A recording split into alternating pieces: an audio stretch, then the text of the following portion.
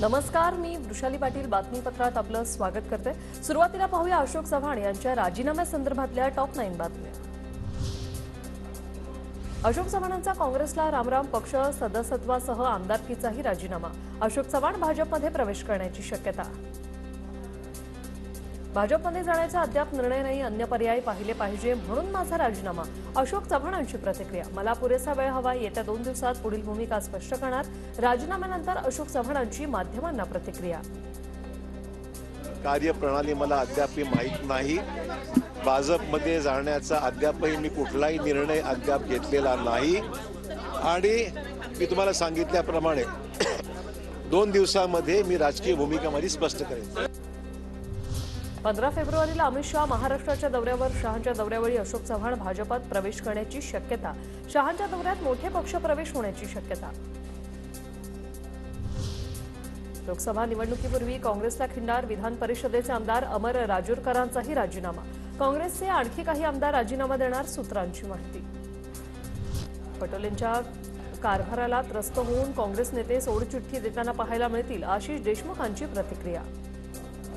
पटोलेंसारखा प्रदेशाध्यक्ष काँग्रेसकडे जो आहे त्याच्या कारभाराला त्रस्त होऊन पुष्कळशे काँग्रेसचे नेते कार्यकर्ते हे लवकरच काँग्रेसला सोडचिठ्ठी देताना आपल्याला पाहायला मिळतील। अशोक चव्हाणांच्या राजीनाम्यानंतर काँग्रेसमध्ये हालचालींना वेग। पृथ्वीराज चव्हाण, बाळासाहेब थोरातांचा काँग्रेस आमदारांसोबत संपर्क सुरू। डॅमेज कंट्रोलसाठी प्रयत्न। 14 फेब्रुवारीला मुंबईत बैठक। अशोकराव गेले म्हणजे भाजपसोबत गेले। काँग्रेस व्याप्त भाजप होईल आणि भाजपचा अध्यक्ष हा काँग्रेसमधून आलेला असेल, उद्धव ठाकरेंची जळजळीत टीका। वर्षांपूर्वी भाजपचा नारा काय होता? काँग्रेस मुक्त भारत, बरोबर ना? आता एवढे सगळे काँग्रेसवाले घेत आहेत की काँग्रेस व्याप्त भाजपा, असं आता त्यांची परिस्थिती झालेली आहे। आगे देखो होता है क्या, फडणवीसांचं सूचक वक्तव्य। काँग्रेसमधील नेत्यांची पक्षात घुसमट, देवेंद्र फडणवीसांचा दावा।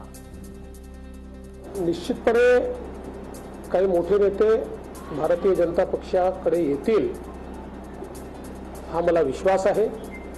आज मी तुम्हाला एवढंच सांगू शकतो, आगे आगे देखिए होता है क्या। अशोक चव्हाण भाजपवासी झाले, विश्वास बसत नाही। अशोक चव्हाणांच्या राजीनाम्यानंतर संजय राऊतांचं ट्विट।